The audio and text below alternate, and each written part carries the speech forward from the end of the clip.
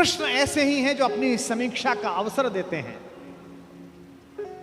हस्तिनापुर के दरबार में खड़े हुए कृष्ण, जिनकी भगवत्ता के विषय में स्वयं जानते हैं द्रोणाचार्य, स्वयं जानते हैं पितामह भीष्म, स्वयं जानते हैं धृतराष्ट्र, उसके बाद भी वो भ्रम पैदा करते हैं कि मुझसे युद्ध किया जा सकता है, मुझे बांध सकता है।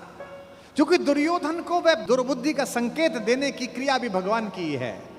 आप सब जानते हैं कि बचपन में एक बार कृष्णा अर्थात द्रौपदी अर्थात यज्ञसेनी, जो यज्ञ की अग्नि से निकली थी, जिसके शरीर में सुगंध आती थी, भारतीय स्त्रियों के इतिहास की सबसे दीपित चरित्र है द्रौपदी। इस देश को इस समय अबलाओं की आवश्यकता नहीं है। अपने केशों पर अगर कोई निर्लज्ज हाथ डाल दे तो उसकी छाती फाड़ देने का साहस पैदा करने वाली द्रौपदियों की आवश्यकता है।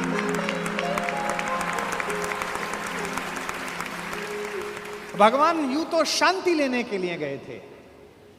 जब खाना खाने लगे और पांडवों ने कहा, युधिष्ठिर ने विशेष रूप से कहा, माधव मैं युद्ध नहीं चाहता, आप जाना और कहना बस 5 गांव हमें दे दें, हम 5 भाइयों को हम काम चला लेंगे। माधव ने कहा, बड़े भैया जो आपने कहा है वही होगा। लेकिन माधव तो युद्ध ही चाहते थे। माधव चाहते थे कि एक बार निरंकुश शासकों के छोटे छोटे राज्य विगलित हों और एक अखंड विश्व में अखंड भारत का निर्माण हो, भारत की एक अखंड श्रृंखला का निर्माण हो। शांति ऐसे नहीं आती। शांति नहीं तब तक जब तक सुख भाग न नर का सम हो, नहीं किसी को बहुत अधिक हो, नहीं किसी को कम हो। ये कहा अर्जुन ने, लेकिन युधिष्ठिर ने नहीं मानी, बड़े भैया ने नहीं मानी। ये जो बड़े भैया लोग होते हैं बड़े शांतिपूर्ण होते हैं। शांति शांति शांति।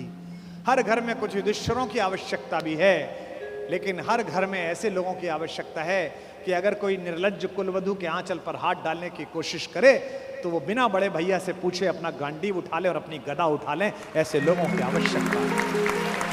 और समय पर ये गांडीव और गदा नहीं उठे तो मान लेना कि समाज में महाभारत प्रतीक्षा कर रहा है। पृथ्वी लाशों से पटेगी, कोई नहीं रोक सकता। शांति लेने के लिए गए। कृष्णा ने भोजन कराया, द्रौपदी ने भोजन कराया। भोजन कराने के बाद निर्वासन की कुटिया से कृष्णा बाहर आई और हाथ धुलाने लगी माधव के। तो उसने कान्हा से पूछा कि कान्हा, याद है तुम गर्मी की छुट्टी में हमारे घर आए थे? कृष्ण ने कहा, याद है कृष्णा, तुम मुझसे चौसर में हार गए थे। कृष्ण ने कहा, याद है कृष्णा, मैंने तुमसे कहा था कि मैं इस हार का कुछ लूंगी, जिसे कहते हैं ना O2 अंग्रेजी में, I O2। तो द्रौपदी ने कहा, कृष्णा ने कहा, You owe to me, तुम्हारा मुझ पर उधार है। एक वादा उधार है, एक कसम उधार है, एक शपथ उधार है। और वादा कैसे तोड़ देते, वचन को कैसे भंग कर देते कृष्ण? क्योंकि मैंने पहले भी बताया था कृष्ण कुछ अलग नहीं है। कृष्ण भी तो उसी खानदान का कंटिन्यूएशन है जो ये कहता है कि रघुकुल रीति सदा चली आई, प्राण जाई पर वचन न जाई। भी तो वही है,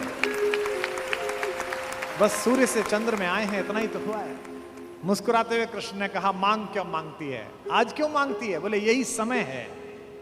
हस्तिनापुर क्यों जा रहे हो?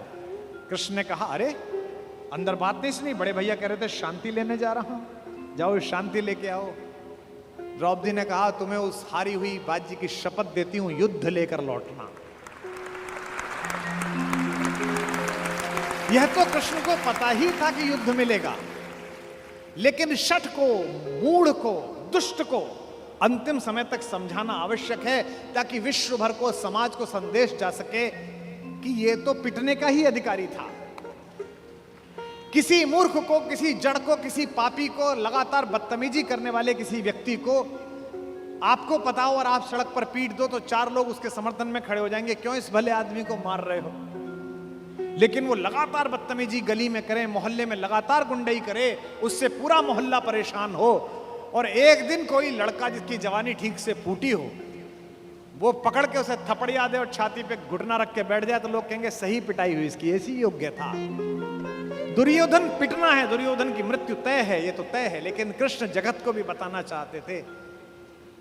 महाकवि दिनकर कहते हैं वर्षों तक वन में घूम घूम, बाधा विघ्नों को चूम चूम, सह धूप घाम पानी पत्थर, पांडव आए कुछ और निखर, सौभाग्य न सब दिन सोता है, देखें आगे कब हो। मैत्री की राह बताने को, दुर्योधन को समझाने को, सबको सुमार्ग पर लाने को, भीषण विध्वंस बचाने को भगवान हस्तिनापुर आए, पांडव का संदेशा लाए।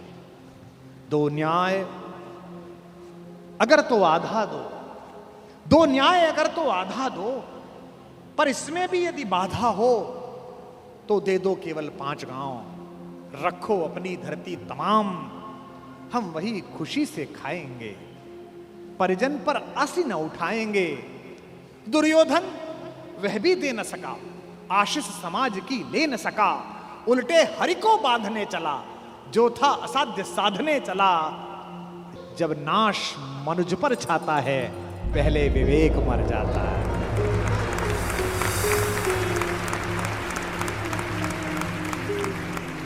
जब नाश मनुज पर छाता है, पहले विवेक मर जाता है। हरि ने भीषण हुंकार किया, अपना स्वरूप विस्तार किया, डगमग डगमग दिग्गज बोले, भगवान कुपित होकर बोले, जंजीर बढ़ाकर साध मुझे, हाँ हाँ दुर्योधन बांध मुझे। यह देख गगन मुझ में लय है, यह देख पवन मुझ में लय है, मुझ में विलीन झंकार सकल, मुझ में लय है संसार सकल। अमृत फूलता है मुझ में, संघार झूलता है मुझ में, उदयाचल मेरा दीप्त भाल, भूमंडल वक्षस्थल विशाल, भुज पर दिबंध को घेरे हैं, मैनाक मेरु पग मेरे हैं, दीप्ते जो ग्रह नक्षत्र निखर, सब हैं मेरे मुख के अंदर।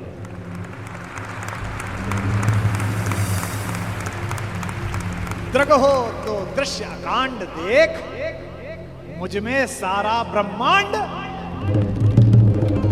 मुझ में सारा ब्रह्मांड देख, चर अचर जीव जर अक्षर अक्षर, नश्वर मनुष्य सुरजात अमर, शतकोट सूर्य शतकोट चंद्र, शतकोट सरत सर क्षिद्र मंद्र, शतकोट विष्णु ब्रह्मा महेश, शतकोट विष्णु जलपति धनेश, शतकोट रुद्र शतकोट काल, शतकोट दंडधर लोकपाल, जंजीर बढ़ाकर साध मुझे, हाँ हाँ दुर्योधन बांध मुझे।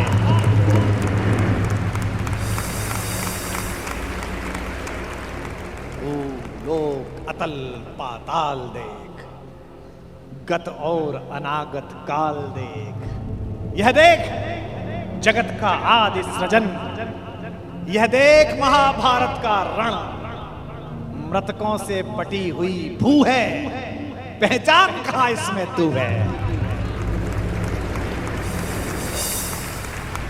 अंबर में कुंतल चाल देख, पद के नीचे पाताल देख, मुट्ठी में तीनों काल देख, मेरा स्वरूप विकराल देख। सब जन्म मुझी से पाते हैं, सब लौट मुझी में आते हैं। जिह्वा से कड़ती ज्वाल देख, सांसों से पाता जन्म पवन, पड़ जाती मेरी दृष्टि जिधर, हंसने लगती है सृष्टि उधर। मैं जभी मूंदता हूं लोचन, छा जाता चारों ओर मरण। सवाल देखना, बांधने मुझे तो आया है, जंजीर बड़ी क्या लाया है। यदि मुझे बांधना चाहे मन, पहले तो बांध अनंत गगन। और ये 2 पंक्ति भगवान का भरत वाक्य, सूने को साध न सकता है, वह मुझे बांध कब सकता है। यह जो उद्घोष है, कहां बंधा कन्हैया, ये कौन कह रहा है इतना बड़ा दृश्य दिखाकर, जिसमें पिता में भीष्म जैसा ज्ञानी भी मूर्छित हो गया। केवल एक बचा देखने वाला, केवल एक ने देखा। किसने? विदुर ने। धृतराष्ट्र तो मन की आंखों से महसूस कर रहे होंगे, पर विदुर ने वो साक्षात दृश्य देखा जिसके घर का साग खाकर गए। ये जो कन्हैया है, जो दुर्योधन को देखने का अवसर भी नहीं देता, जो कहता है कि अगर विश्व को साध सकता है, शून्य को साध सकता है, तो मुझे बांधना। यही कन्हैया यशोदा के आंगन में यमलार्जुन के बीच में रस्सी से बंधा हुआ एक पहर तक रोता रहता है, मैया अब खाली कर दे, अब छोड़ दे, अब नहीं चुराऊंगा, बड़ा हो तो ऐसा और छोटा हो तो ऐसा, इसी का नाम कन्हैया।